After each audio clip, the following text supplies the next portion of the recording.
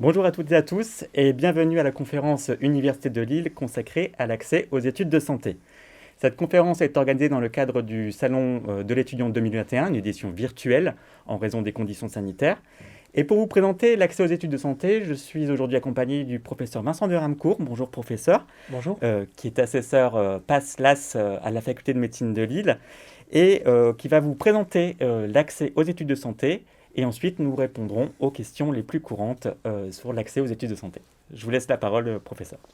Merci et bienvenue à toutes et à tous pour cette conférence. Alors c'est un sujet évidemment très d'actualité puisque les études permettant d'accéder aux études de santé ont été réformées depuis l'année dernière et je voudrais vous en présenter les grandes lignes.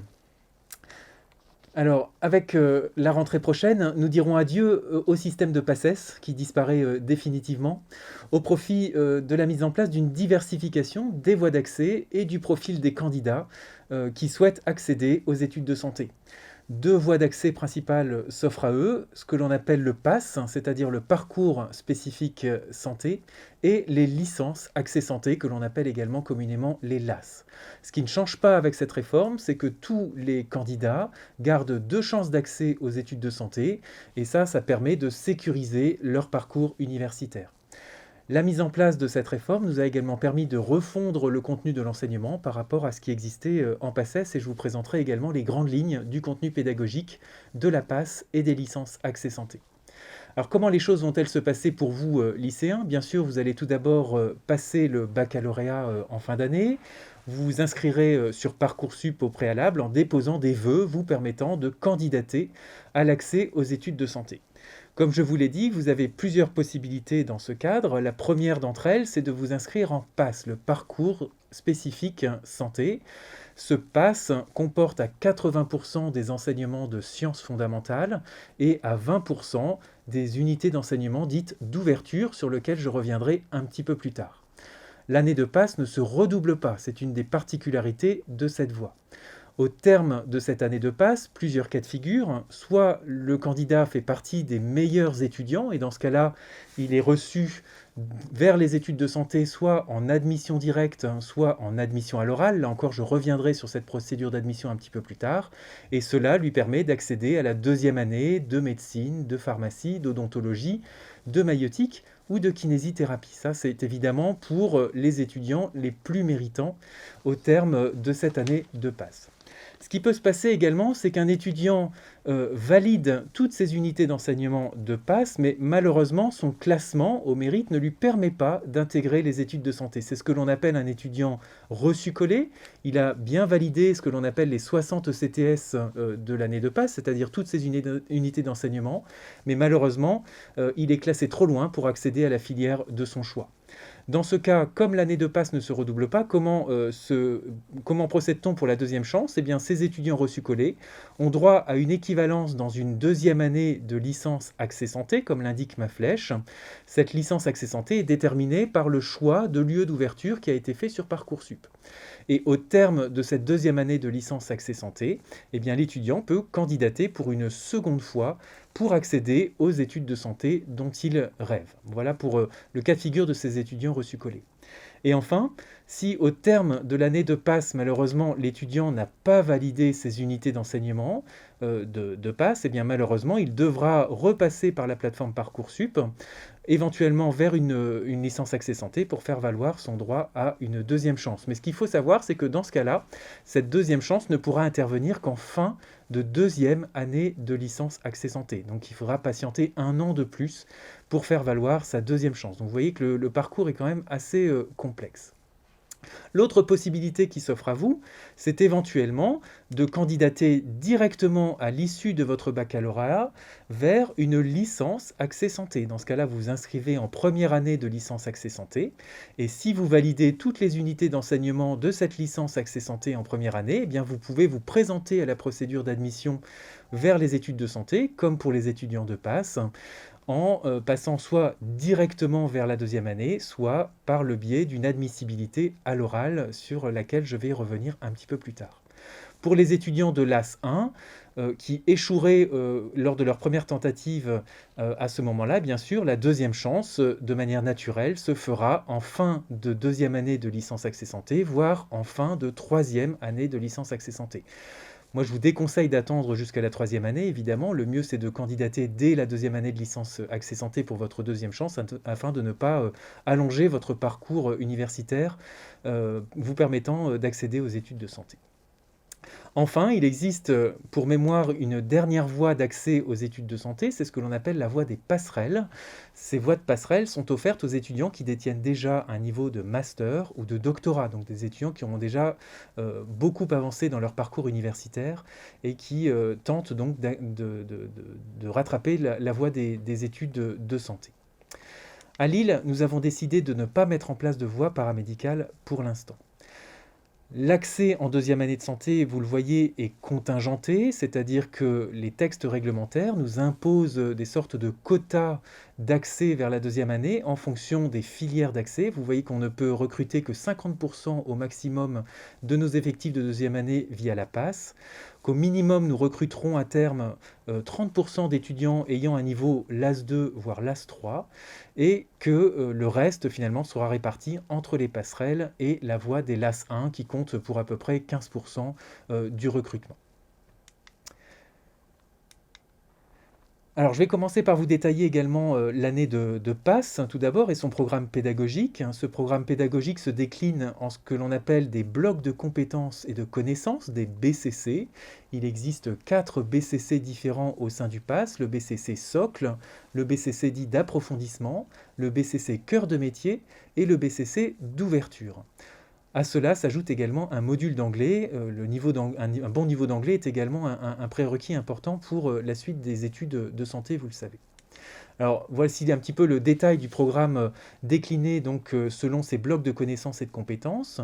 Au premier semestre, c'est-à-dire entre en gros le mois de septembre et le mois de décembre, on enseigne les cours du BCC socle qui rassemble la plupart des matières fondamentales, à savoir de la chimie, de la biochimie, de la biologie cellulaire et de l'histologie, de la biophysique et de la physiologie, de l'anatomie, de l'initiation à la pharmacologie et également un gros module de santé, société, humanité, communication, comportant également un séminaire sur les métiers de la santé, permettant de mieux informer les étudiants sur leur futur choix de filière en santé. Vous avez ici une idée du volume horaire en termes de cours magistraux et d'enseignements dirigés, ainsi que le poids relatif de ces différents enseignements au sein de ce premier bloc de connaissances et de compétences. Ensuite, en deuxième partie d'année, c'est-à-dire entre le mois de janvier et la fin du mois d'avril, on passera aux enseignements des autres blocs de connaissances et de compétences, par exemple le BCC approfondissement, dont le programme va commencer à se décliner en fonction du choix de filière que l'étudiant aura exprimé pendant son premier semestre. Par exemple, s'il choisit la filière médicale, eh bien, il aura des cours complémentaires concernant les biomarqueurs et la génétique, la biophysique appliquée, des biostatistiques, de la biologie de la reproduction avec de l'embryologie et de biologie cellulaire approfondie. Et vous avez également donc sur cette diapositive tout le programme adapté finalement au choix de filière de l'étudiant, soit en médecine, soit en pharmacie, soit en odontologie, soit en maïeutique, soit en kinésithérapie. Et à côté de ce BCC approfondissement, l'étudiant suivra également des cours dits de cœur de métier, cette fois-ci, filiarisés, c'est-à-dire propres à une filière. Et par exemple, pour l'étudiant qui se destine à une filière médicale, eh bien, il aura un gros module d'anatomie médicale complémentaire concernant la région de la tête et du cou, de l'appareil locomoteur, du bassin et de l'abdomen. Et ce BCC cœur de métier se décline également pour les autres filières de santé, comme la pharmacie, l'odonto, la maïeutique et la kinésithérapie. Donc vous voyez un gros morceau évidemment d'enseignement, toujours décliné en cours magistral et en enseignement dirigé. Le quatrième bloc de connaissances et de compétences en PASS, c'est le fameux BCC d'ouverture. C'est un enseignement obligatoire, ça n'est pas du tout un enseignement optionnel, c'est véritablement obligatoire, j'insiste. Et les enseignements de ce BCC d'ouverture sont répartis sur toute l'année universitaire. Alors c'est très important de faire le bon choix sur Parcoursup concernant ce BCC d'ouverture parce que c'est cette thématique qui va conditionner votre réorientation dans la licence correspondante en cas de non-accès aux études de santé lors de la première tentative.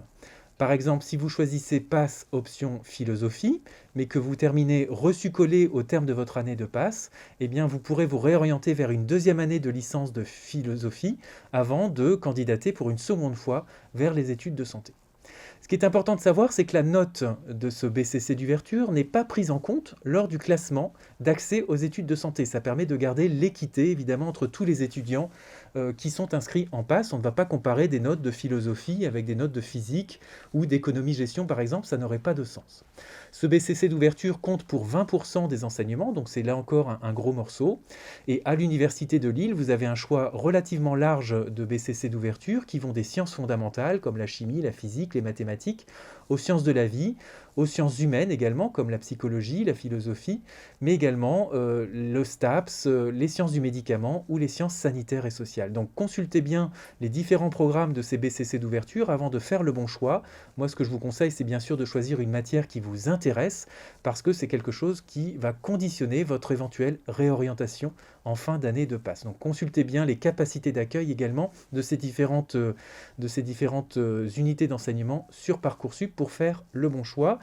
Un vœu PASS sur Parcoursup vous permet d'émettre plusieurs sous-vœux de BCC d'ouverture, donc vous avez largement le choix. Je vais maintenant vous parler également des licences Accès Santé disponibles à l'Université de Lille et à l'Université Polytechnique Hauts-de-France de Valenciennes avec qui nous sommes conventionnés. Dans une licence Accès Santé, le cœur d'enseignement correspond bien sûr au cœur de licence, c'est-à-dire que si vous vous inscrivez en licence Accès Santé de chimie, la majorité de votre programme concernera des sciences en lien avec la chimie bien sûr. Mais à côté de cela, vous aurez un enseignement complémentaire vous permettant d'accéder aux études de santé que l'on appelle une mineure santé, sur laquelle je reviendrai dans quelques minutes. Le choix de licence Accès Santé à l'Université de Lille, là encore, est très large, depuis les sciences fondamentales, les sciences exactes et de l'ingénieur, les sciences de la vie, le STAPS, les sciences pour la santé, sciences sanitaires et sociales, le droit, l'économie-gestion, la psychologie, la sociologie et la licence Info-Com. À l'Université Polytechnique Hauts-de-France, là encore, le choix est assez large, depuis les sciences de la vie, le STAPS, le droit et la gestion également. Un petit point important, il existe des LAS au niveau des universités Lille-Côte d'Opale et Artois, mais celles-ci ont conventionné avec les facultés de santé de l'université d'Amiens. Donc faites également le bon choix sur Parcoursup. Chacune de ces licences Accès Santé a des capacités d'accueil limitées. Je vous conseille également de regarder ces capacités sur Parcoursup. Alors, comme je vous le disais, à côté du cœur d'enseignement de licence, les étudiants de licence Accès Santé suivront les enseignements de ce que l'on appelle la mineure santé, c'est-à-dire un module d'enseignement qui permet de préparer l'insertion de l'étudiant en deuxième année de santé, en médecine, en pharmacie, en odontologie, en maïeutique ou en kinésithérapie. Cette mineure santé comporte un peu plus d'une centaine d'heures d'enseignement réparties sur toute l'année et véritablement inclus dans la maquette de la licence. Ces enseignements sont dispensés par les facultés de santé, en général en présentiel, sauf circonstances exceptionnelles comme c'est le cas en ce moment, vous le savez, et ces cours sont programmés tous les vendredis, le matin et l'après-midi. Le programme de la mineure santé comporte des sciences fondamentales, donc de la biochimie ou de la biologie moléculaire, de la biophysique, de la biologie cellulaire, mais également de nouveau un module de santé, société, humanité associé au séminaire métiers de la santé, des sciences médicales comme de la physiologie, de l'histologie, de la pharmacologie, et de nouveau une partie filiarisée que l'on appelle le cœur de métier qui est propre à chaque filière. Donc là encore, un étudiant de licence Accès Santé qui se destine à la médecine aura un module d'anatomie complémentaire, alors qu'un étudiant qui se destine à la pharmacie aura un module de sciences pharmaceutiques complémentaires et ainsi de suite. Je voudrais maintenant vous parler un petit peu de la procédure d'admission dans les études de santé, que l'on soit passé par la PASS ou bien par une licence Accès Santé. Tout d'abord, je voudrais vous préciser que malgré cette diversification de parcours, on maintient une équité des chances entre PASS et LAS. Un étudiant de PASS et un étudiant de LAS a exactement le même pourcentage de réussite d'accès aux études de santé, quel que soit son choix de parcours. Et ça, grâce à l'adaptation des pourcentages de recrutement que l'on adopte en deuxième année. Il n'y a donc pas de voie royale, ni de voie plus facile ou plus sélective, si vous voulez. Autre chose, vous avez la possibilité de candidater à plusieurs filières de santé. Vous pouvez par exemple choisir médecine et odontologie. En revanche, il faut que vous sachiez qu'au plus vous allez émettre de vœux de filière, au plus vous allez devoir suivre d'heures d'enseignement, puisque comme je vous l'ai dit, il y a certains enseignements qui sont filiarisés, et au plus vous allez émettre de vœux, au plus vous allez devoir suivre d'heures de cours et donc vous présenter à des épreuves supplémentaires. Donc moi, ce que je vous conseille, c'est de bien cibler votre projet professionnel, et en gros, vous avez le droit d'hésiter entre 2 filières de santé, mais pas plus, parce qu'au-delà, le programme est trop lourd à suivre. Les études de santé avec ce nouveau système, il faut le savoir, elles restent très sélectives. En gros, il y aura à peu près 20% d'admission si on part de tous les candidats inscrits en PASS et en LAS vers une deuxième année de santé. Donc des taux à peu près équivalents avec ce qui existait avec la PACES, en tout cas les primo-accédants de PACES. Donc ça n'est malheureusement pas modifié par la réforme. Les études de santé restent extrêmement sélectives. La procédure d'admission se déroule en plusieurs étapes. La première, je vous l'ai déjà dit, c'est qu'il faut valider les 60 CTS, soit de l'année de PASS, soit de sa première année de licence Accès Santé. Cette validation doit se faire dès la première session d'examen. Ensuite, parmi les étudiants qui auront validé leurs 60 CTS, c'est-à-dire l'ensemble de leurs unités d'enseignement de PASS ou de LAS, eh bien, il faut savoir qu'il y a tout d'abord une procédure d'admission directe qui concerne en gros la moitié des places disponibles en deuxième année. Cette moitié de places disponibles en deuxième année, en gros, sera occupée par les meilleurs étudiants de PASS et de LAS. Pour l'autre moitié des places disponibles en deuxième année, eh bien cette deuxième moitié sera attribuée après des épreuves orales d'admission complémentaires.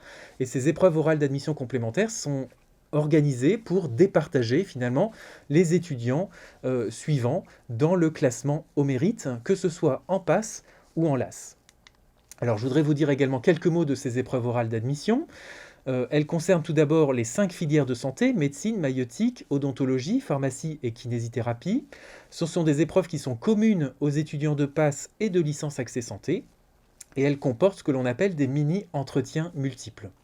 En pratique, sur une demi-journée, l'étudiant va se présenter devant 4 binômes d'évaluateurs successifs, avec lesquels il va avoir 4 entretiens sur des thématiques différentes.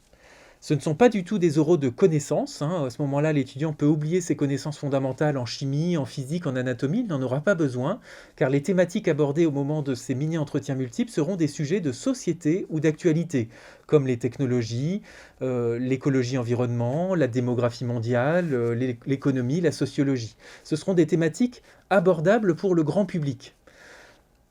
Le but de ces épreuves orales d'admission est d'évaluer de nouvelles compétences, à savoir des capacités d'analyse et de synthèse, des capacités d'aisance à l'oral, des capacités à argumenter et à convaincre, mais également l'intérêt de nous démontrer de bonnes valeurs humaines comme la générosité, l'empathie, l'ouverture à l'autre, etc. Donc vous voyez, la réforme a mis également en place de nouveaux moyens d'évaluation de compétences nouvelles pour des étudiants qui se destinent aux études de santé.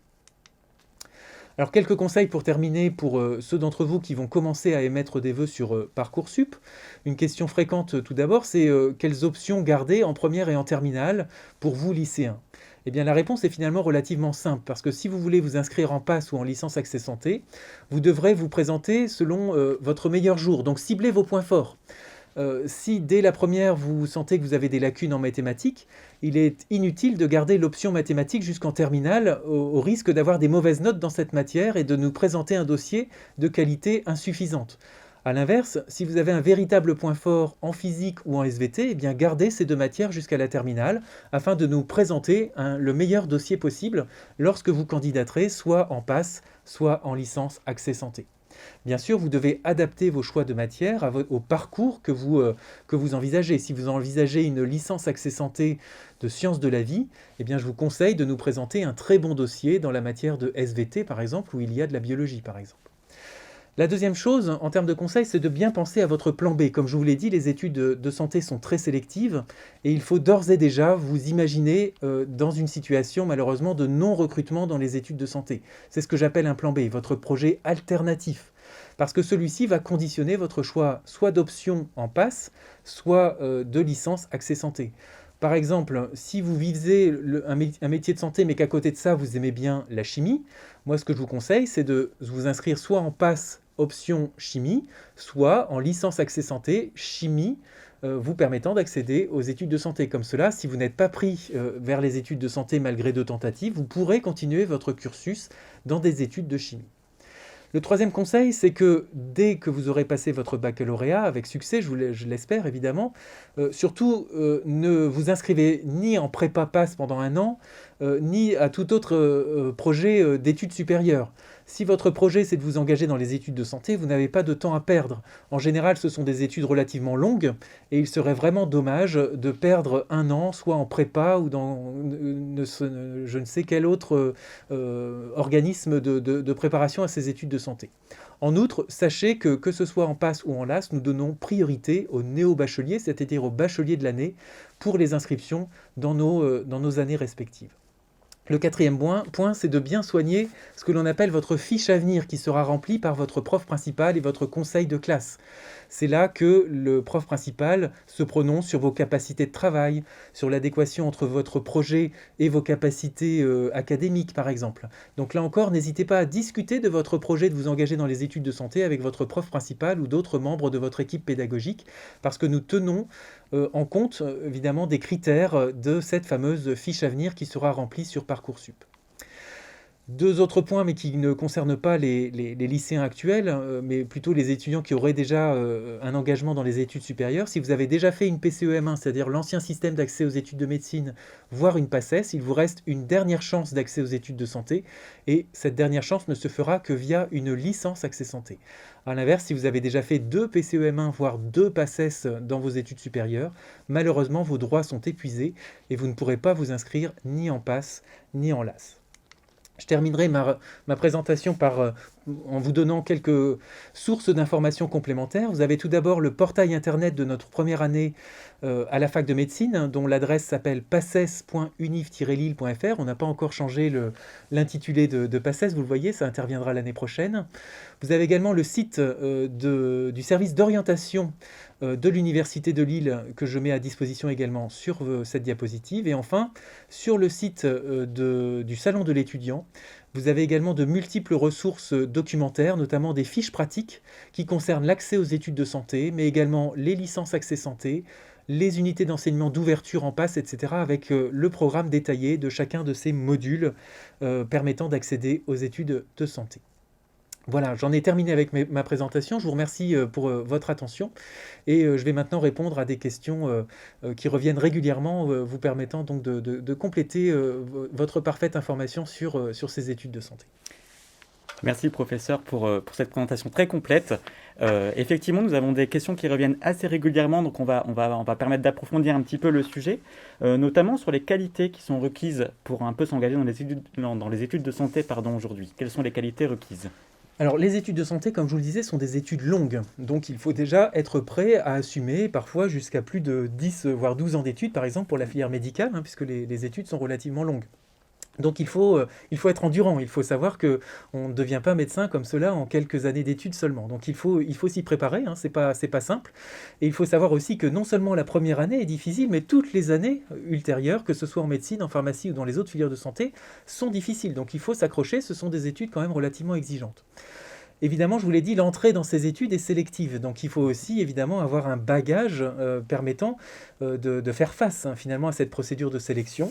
Et il faut avoir un bagage adapté à la voie que l'on emprunte. Par exemple, si on se destine à la voie du PASS, il faut avoir un parcours scientifique homogène, être aussi bon en maths qu'en biologie, qu'en physique, etc. pour pouvoir tenir le choc évidemment des enseignements et surtout des épreuves qui sont réalisées donc, en fin d'année, donc au moment du mois de décembre ou bien vers le mois d'avril. Voilà, je pense, les qualités les plus importantes. Et finalement, donc beaucoup de charges de travail, beaucoup de capacité de travail, de l'endurance, et puis une force mentale, effectivement, pour tenir le choc face à tout ça. Bien sûr.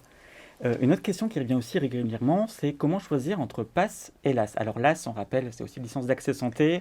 PASS, je ne me souviens plus forcément de la Alors c'est le parcours spécifique santé. D'accord. Alors effectivement, c'est une question très récurrente. Oui.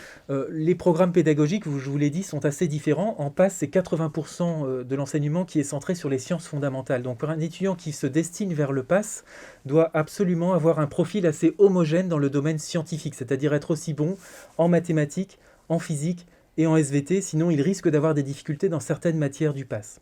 En revanche, un étudiant qui aurait surtout un point fort Lui, il est plutôt destiné à emprunter la voie des licences accès santé. Par exemple, il peut tout à fait être très fort en sciences économiques. Ça ne l'empêche pas, avec le nouveau système, d'accéder aux études de santé via, par exemple, une licence accès santé d'éco-gestion, par exemple. C'est comme cela qu'on en obtient cette fameuse diversification des parcours et surtout la diversification des candidats. Donc, si un candidat a un point fort, y compris dans le domaine extra-scientifique, dans le domaine des sciences humaines, dans le domaine des sciences sociales, etc., il peut tout à fait candidater vers les études de santé via plutôt les licences accès santé. Ah oui, effectivement, c'est franchement plus souple également aussi. Ça permet également d'avoir une diversité de Exactement. profils, c'est très intéressant. Par contre, y a-t-il des voies plus sélectives que d'autres pour accéder aux études de santé? Non, les études de santé restent sélectives quel que soit le parcours, et ça, on y a attaché évidemment beaucoup d'importance. C'est même un principe que l'on s'impose, c'est-à-dire que tout étudiant qu'il choisit soit le PASS ou bien une licence accès santé a exactement le même taux de réussite que l'on adapte finalement avec notre petite cuisine interne de recrutement dans l'un ou l'autre de ces parcours, si vous voulez. Donc il n'y a pas de voie royale, pas de voie plus facile ou plus sélective. Donc quel que soit le choix par exemple de BCC d'ouverture en PASS ou quel que soit le choix de licence accès santé, tout le monde a exactement le même taux de réussite vers les différentes filières de santé. D'accord, très bien. Et si on a encore des questions, où peut-on se renseigner? On a montré tout à l'heure des sites internet. Alors, je vous ai donné effectivement les adresses des sites internet vers lesquels je vous renvoie de nouveau. Sur le site du Salon de l'étudiant, vous avez également pas mal de ressources documentaires. Et puis ensuite, nous avons également nos journées portes ouvertes que l'on organise néanmoins malgré le contexte, mais de manière virtuelle. Elles ont lieu dans le courant de la semaine prochaine, finalement. Le 29 et 30 Le janvier. 29 et le 30 janvier, voilà. Et là encore, sur nos sites respectifs, que ce soit en fac de médecine, de pharmacie ou dans les autres filières de santé, vous aurez également beaucoup de ressources, y compris probablement des conférences organisées de ce type pour avoir des informations complémentaires. Très bien, merci, super. Pour conclure, peut-être, vous avez un petit conseil, un petit mot aux étudiants pour les aider à bien choisir leur filière après le bac. Qu'est-ce que vous leur diriez aujourd'hui? Écoutez, je vais centrer ma réponse plutôt sur le domaine de la santé. Bien Évidemment, sûr. les métiers de la santé, ce sont des métiers qui font rêver, on le sait bien. Tout le monde rêve, a rêvé sans doute au moins une fois de devenir médecin ou chirurgien ou que sais-je. Il y a une forte pression médiatique pour cela. Malheureusement, il faut quand même savoir que ce sont des études qui sont quand même très exigeantes. Les métiers sont aussi exigeants, ce sont des métiers stressants, il y a des gardes, il y a des risques, etc. Donc il faut aussi bien avoir cela à l'esprit quand on se destine à ce type d'études. C'est un choix qu'il faut faire en âme et conscience, j'allais dire. Mais une fois qu'on est préparé, qu'on est motivé pour affronter cette sélection vers les études de santé, eh bien, il faut se donner à fond, travailler évidemment régulièrement jusqu'au bac et au-delà, évidemment, travailler très régulièrement pendant sa première année de PASS ou de licence accès santé, afin que son rêve se réalise. Voilà, donc je vous souhaite évidemment bien du courage. Merci beaucoup, professeur. Donc, je vous remercie d'avoir répondu aux différentes questions, d'avoir présenté les études de santé aux futurs étudiants qui, on l'espère, viendront à l'Université de Lille. Tout à fait. Je remercie également les équipes audiovisuelles de la faculté de médecine, plus globalement, toutes les équipes de l'université qui nous ont accompagnés dans la construction de ces conférences pour le Salon de l'étudiant. Le salon d'étudiants virtuel se poursuit jusque samedi soir. N'hésitez pas, vous pouvez aller visiter les stands en virtuel sur le site du salon de l'étudiant. Et on vous donne rendez-vous pour notre prochain grand rendez-vous qui aura lieu les 29 et 30 janvier pour le salon, les journées portes ouvertes de l'Université de Lille. Vous pouvez déjà obtenir pas mal d'informations sur le site jpo.univ-lille.fr. En attendant, si vous voulez rester informé sur les actualités de l'université, vous pouvez nous rejoindre sur les réseaux sociaux, Facebook, Twitter, Instagram. Vous tapez dans les barres de recherche, vous nous trouverez facilement, que ce soit pour la faculté de médecine ou pour l'université. Et je vous souhaite à toutes et à tous un bon salon et puis bonne journée. Au revoir à tout le monde. Merci, au revoir.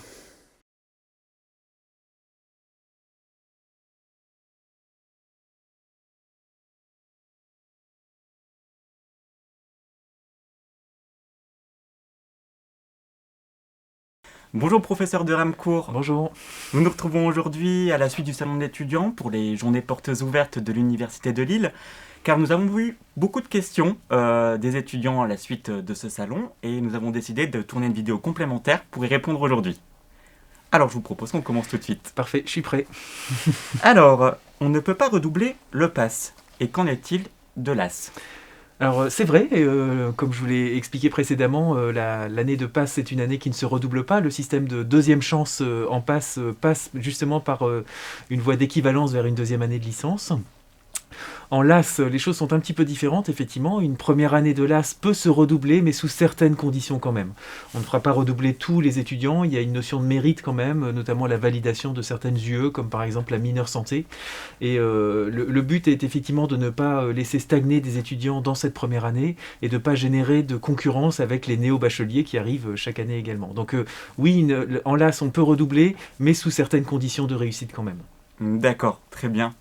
Il y a une question qui revient également très souvent concernant la charge de travail. Combien d'heures de cours par semaine et quelle charge de travail personnelle cela représente un petit peu ces études? Alors je vais répondre essentiellement pour la PASS, qui est l'année dont je suis en responsabilité, effectivement. Alors oui, la charge de travail, quand on se destine aux études de santé, est importante, et en particulier en PASS. Alors quand on regarde les emplois du temps, effectivement, on se rend compte qu'il y a une vingtaine d'heures de cours magistraux par semaine à peu près, ce qui peut paraître relativement peu par rapport à ce qu'ont connu les lycéens au lycée, etc. Mais à côté de ces cours magistraux, il y a les séances d'enseignement dirigé, il y a les séances de tutorat, par exemple, et puis il y a surtout le travail personnel, le soir, et effectivement les journées des étudiants peuvent être relativement longues. Il faut s'y attendre. Il faut se préparer effectivement à devoir affronter une charge de travail importante, parce que évidemment c'est le premier critère de réussite. Réussir son concours d'entrée dans les études de santé, c'est d'abord la manière dont on s'est investi dans son travail, effectivement. Donc il faut s'attendre effectivement à des journées relativement longues. Et justement, ça rejoint une autre question qui est celle des prépas. Que penser des prépas privés en PASS et LAS? Est-ce que cela favorise les chances de réussite ou pas? Que peut-on Alors c'est penser? effectivement une question récurrente. Alors je vais essayer d'être très clair sur ce point. Effectivement, des institutions privées proposent des cours de soutien ou d'accompagnement pour, dans le but de favoriser l'accès aux études de santé. Il faut savoir que ce sont des enseignements qui coûtent extrêmement cher et qui font donc peser sur les familles un poids financier très très lourd. C'est de l'ordre de plusieurs milliers d'euros l'année d'inscription. Sans aucune garantie de réussite, évidemment, parce que comme je viens de vous le dire, c'est surtout l'investissement personnel en fait qui va peser sur la réussite aux examens. Moi, je préfère orienter les futurs candidats qui se destinent à la PASS ou au LAS vers nos séances de tutorat. Nos séances de tutorat sont organisées par des étudiants de deuxième ou troisième année de médecine et de pharmacie, en lien directement avec l'équipe pédagogique.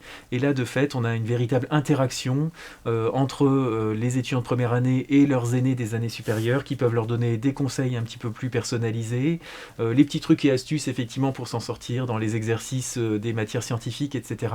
Et là, pour le coup, le prix est modique, puisque c'est de l'ordre de 20 à 30 euros, histoire de payer les photocopies de l'année, etc.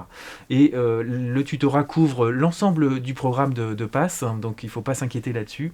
Et véritablement, suivre les cours de tutorat, là, c'est une véritable plus-value pour réussir effectivement ces examens de fin d'année, et surtout sans faire peser une inégalité sociale basée sur l'argent qui nous paraît totalement insupportable, en tout cas de notre point de vue.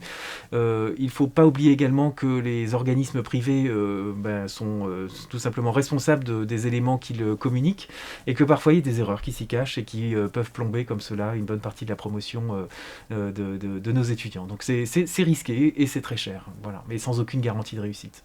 Merci beaucoup pour cette réponse. On va aborder le thème du choix de la mineure de PASS. Comment bien choisir sa mineure d'ouverture en PASS? Avez-vous des conseils?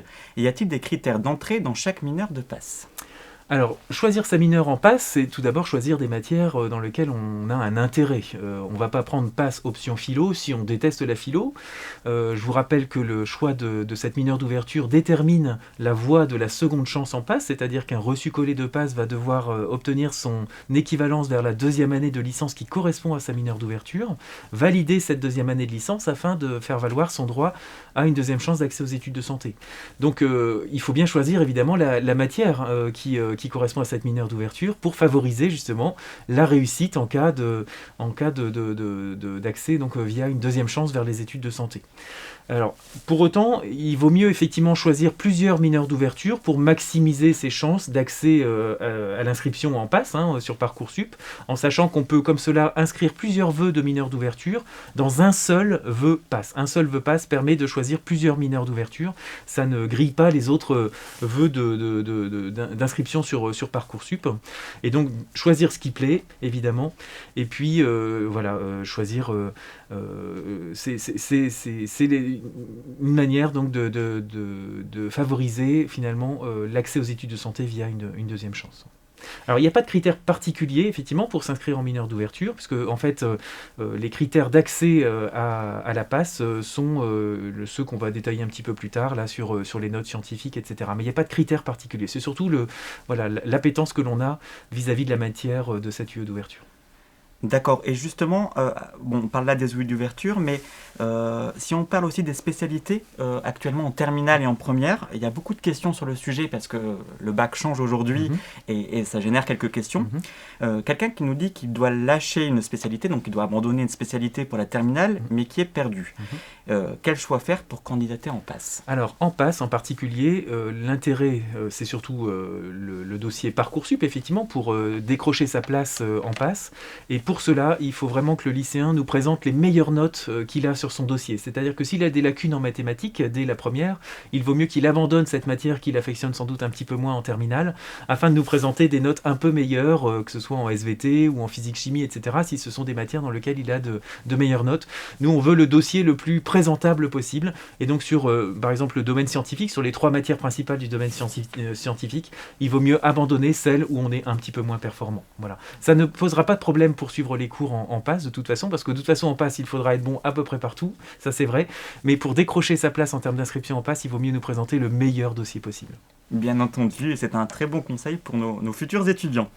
Il se pose aussi la question de la sélection sur Parcoursup. Pouvez-vous nous dire comment les lycéens sont sélectionnés sur Parcoursup et quels sont les attendus pour entrer en PASS et en LAS? Alors sur Parcoursup, on a donc une commission au niveau du PASS effectivement qui va classer les candidatures de la première jusqu'à la dernière, et ensuite effectivement on appellera des candidats au fur et à mesure que les places libèrent ou se désistent, finalement, c'est comme ça que ça fonctionne.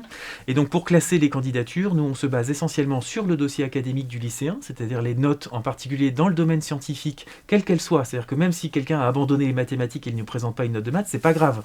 L'important c'est qu'il nous présente évidemment des matières scientifiques, de l'ordre de la SVT, de la physique, des maths, en fonction de son profil, et surtout des bonnes notes. Nous présenter également des bonnes notes en français, ça c'est également très important. Et puis, de manière plus anecdotique, pour les lycéens qui auraient suivi des enseignements de langue ancienne, c'est également un petit atout, mais qui n'est absolument pas indispensable pour nous. La deuxième chose, c'est qu'on va également se fier énormément aux appréciations que le professeur principal ou le conseil de classe a notées sur la fiche à venir du lycéen. Parce que sur cette fiche à venir, le prof principal ou le conseil de classe se positionne sur les capacités de travail du candidat, ses capacités à travailler en groupe, ses capacités en termes de valeurs humaines, ses capacités en termes de charge de travail absorbable, etc. Donc vraiment des choses, des compétences auxquelles on apporte évidemment beaucoup d'importance, parce que comme je vous l'ai dit tout à l'heure, la PASS c'est une année exigeante, et donc on veut évidemment sélectionner les meilleurs candidats possibles pour maximiser leurs chances de réussite au cours de cette année. Donc on regarde énormément aussi les données de cette fameuse fiche à venir. Donc il faut soigner évidemment cette appréciation, et ça vaut le coup d'ores et déjà d'aller rencontrer son prof principal pour discuter un petit peu de cette orientation, et puis essayer de présenter là encore le meilleur dossier possible sur Parcoursup. Effectivement, d'excellents conseils pour les futurs étudiants. Un thème de question qui revient régulièrement, ce sont l'accès aux études de kinésithérapie. Comment accède-t-on aux études de kiné à la rentrée de 2021 ? Alors c'est vrai que la réforme en principe était surtout dédiée aux études de médecine, de maïeutique, d'odontologie et de pharmacie, mais à l'Université de Lille, nous avons fait le choix de conventionner avec l'Institut de formation en massokinésithérapie Nord de France, donc l'école de kiné en gros du campus santé de Lille. Et pour accéder aux études de kinésithérapie, là encore vous avez le choix entre l'année de PASS. L'année de PASS donne accès aux études de kiné avec un bloc de compétences cœur de métier kiné qui fonctionne dès cette année, et également le choix entre plusieurs LAS. Alors pour l'Université de Lille, vous avez 2 LAS qui vont donner accès aux études de kiné. C'est la LAS Sciences pour la santé de l'Institut Lillois d'ingénierie de la santé, l'ILIS, qui est juste à côté de la fac de médecine, et également la LAS STAPS, la Sciences et technologies des activités physiques et sportives, qui est portée par la faculté des sciences du sport et de l'éducation physique. Voilà, donc 2 LAS à l'Université de Lille, et également plusieurs LAS à l'Université de Valenciennes, avec lesquelles on est également en convention, et toutes les LAS de Valenciennes, quelles qu'elles soient, sciences de la vie, droit, gestion, etc., donnent également accès aux études de kinésithérapie pour donc les candidats du Hainaut en particulier qui s'inscriraient à l'UPHF, à l'Université de Valenciennes. Donc voilà, quelques LAS, et également bien sûr la PASS. On oublie la prépa STAPS qui disparaît l'année prochaine en tout cas. Voilà. D'accord, c'est important de le noter. Alors, si on choisit justement de candidater en kiné via le PASS, que doit-on prendre comme une heure d'ouverture? Alors, peu importe, là encore, le principe est exactement le même. Qu'on se destine à n'importe quelle des 5 filières de santé qui sont offertes par la PASS, eh bien, le choix de la mineure d'ouverture repose sur les critères que je vous ai donnés tout à l'heure, c'est-à-dire un choix de cœur, dans lequel l'étudiant pense qu'il va bien se sentir, une matière dans laquelle il va bien se sentir, et puis surtout une matière dans laquelle il pourrait éventuellement se réorienter s'il était malheureusement non accepté dans les études de santé. Voilà. Mais ça, pour les études de kiné, c'est exactement le même schéma d'études. D'accord, merci beaucoup. Alors on va désormais se projeter un petit peu plus sur l'année de PASS ou de LAS, et notamment sur le passage en deuxième année. On a des questions sur le sujet. Comment se passe le passage en deuxième année en PASS? Est-ce sous la forme d'un concours? La note que nous aurons en mineure d'ouverture compte-t-elle pour le passage en deuxième année? Alors on n'a plus vraiment le droit de dire concours, même si le nombre de places est contingenté, effectivement, en fin de passe et en LAS. Voilà, ce sont des épreuves classantes, en quelque sorte, puisqu'on va prendre les premiers classés dans les deuxièmes années de nos différentes études de santé. Alors, comme j'ai eu l'occasion de vous le présenter tout à l'heure, cette phase d'admission se fait en 2 étapes. Vraiment les meilleurs des étudiants, ceux qui sont en tête de classement, ont droit à ce qu'on appelle une admission directe après les épreuves écrites de PASS ou de LAS. Donc ça, c'est à peu près la moitié de notre recrutement en deuxième année. Et l'autre moitié de notre recrutement en deuxième année, donc, ce sont des étudiants qui seront départagés sur la base d'épreuves orales complémentaires qu'on appelle les mini-entretiens multiples. Ça permettra de nouveau de classer ces étudiants sur des compétences différentes, évaluées à l'oral, et là encore ça nous permettra donc de recruter notre deuxième moitié finalement de promo de deuxième année en médecine, en maïeutique, en odontologie, en pharmacie et également donc en kinésithérapie, puisque la kiné est également concernée par ce mode de recrutement. Alors en LAS, les choses sont un petit peu plus différentes, puisqu'en fait, on est obligé d'interclasser finalement les étudiants des différentes LAS qui existent à l'Université de Lille et à l'UPHF. Et pour interclasser ces étudiants, eh bien, on va surtout se baser sur leurs résultats dans leur licence propre. C'est-à-dire que l'objectif, en gros, est de finir dans le haut du classement de sa licence, en quelque sorte, puisque c'est là qu'on va recruter les étudiants qui se destinent aux études de santé. Voilà. Et donc, ainsi, il n'y a pas d'inégalité de traitement, finalement, entre, je prends des exemples, la LAS de droit et la LAS d'éco-gestion, par exemple, puisque le principe, c'est d'être en tête de classement, et comme cela, les choses se passeront bien pour ces futurs candidats. D'accord. Et en ce qui concerne les examens et oraux, puisqu'il y en a toujours évidemment, en quoi consistent exactement les mini-entretiens multiples en fin de PASS ou de LAS, et comment les étudiants peuvent-ils ou doivent-ils se préparer pour réussir ces entretiens? Alors très bonne question, donc ça c'est une grande nouveauté effectivement de la réforme, cette introduction des épreuves orales sous la forme de ces mini-entretiens multiples, qui concernent à la fois la PASS et également toutes les LAS. C'est ce qu'on appelle les épreuves de second groupe, qui vont permettre de départager les étudiants qui sont juste derrière finalement les admis directs. Voilà. Alors ces mini-entretiens multiples, leur principe est d'évaluer des compétences différentes et non pas des connaissances théoriques. On va évaluer l'aisance à l'oral, un petit peu la culture générale, également les capacités de communication, d'empathie, les valeurs humaines, etc. Et ce qui va nous permettre d'évaluer ça, eh bien, c'est différents entretiens, en fait en pratique 4 entretiens qui vont se dérouler sur une demi-journée. Parmi ces modalités d'entretien, eh bien, il y aura un exposé libre sur un sujet qu'aura choisi l'étudiant. Il y aura un jeu de rôle avec un comédien, donc l'étudiant là sera mis en situation d'une espèce de petit scénario et dans lequel il va devoir interagir avec un personnage. Il y aura également une notion d'analyse de données sur un article dans lequel il y aura du texte, des figures, des graphiques, etc. Et l'étudiant va devoir évidemment présenter une synthèse de cet article. Et la dernière modalité, c'est une controverse sur un sujet d'actualité où il y aura du pour, du contre. Et là encore, il faudra que l'étudiant montre qu'il est capable de défendre une idée, d'être convaincant, etc. Alors comment se préparer à ça? Alors tout d'abord, on va bien sûr mettre en place un module d'accompagnement et de préparation pour nos étudiants en lien avec une enseignante de communication, donc ça c'est prévu. Mais en amont, effectivement, l'étudiant peut tout à fait se préparer à ça en se cultivant, en s'intéressant aux sujets d'actualité fréquents dans tous les domaines possibles, que ce soit l'écologie, la démographie, les nouvelles technologies, enfin bref, tout nous intéresse et tous ces sujets un peu différents qui ont un trait avec l'actualité seront mis à profit dans ces mini-entretiens multiples. Donc lire des magazines, lire le journal, se cultiver, s'ouvrir effectivement au monde en quelque sorte, eh bien ce sera déjà une bonne préparation à ces épreuves orales. Merci beaucoup. Et enfin, il y a aussi une certaine, je dirais inquiétude, c'est pas forcément une inquiétude, mais ça génère des questionnements assez fréquents sur l'intégration en deuxième année après une licence d'accès santé. Est-ce que les formations reçues en licence d'accès santé sont suffisantes pour aller directement en deuxième année de santé? Et n'y a-t-il pas un risque de difficulté d'intégration en deuxième année?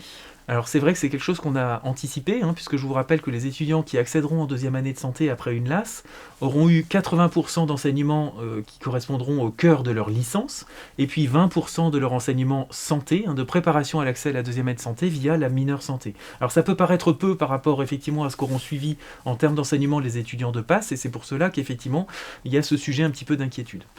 Bon, néanmoins, la mineure santé que l'on a construite à l'Université de Lille, on l'a construite de manière collégiale avec tous nos collègues de médecine, de pharmacie, d'odontologie, de maïeutique et de kiné, de manière évidemment à favoriser l'intégration de ces étudiants dans la deuxième année. Donc en principe, il ne devrait pas y avoir trop de soucis. Et malgré tout, on envisage dès l'année prochaine, effectivement, des supports de remédiation pour ces étudiants de là, si jamais ils ressentaient des petites difficultés pour se raccrocher un petit peu au train des étudiants qui seraient passés par la PASS. Mais honnêtement, moi je suis confiant pour cela. Les étudiants qui accéderont en deuxième année, manifestement, ce seront des étudiants travailleurs, motivés, qui ont beaucoup de compétences. Et je me fais pas trop d'illusions, ils arriveront à récupérer le wagon des étudiants de deuxième année.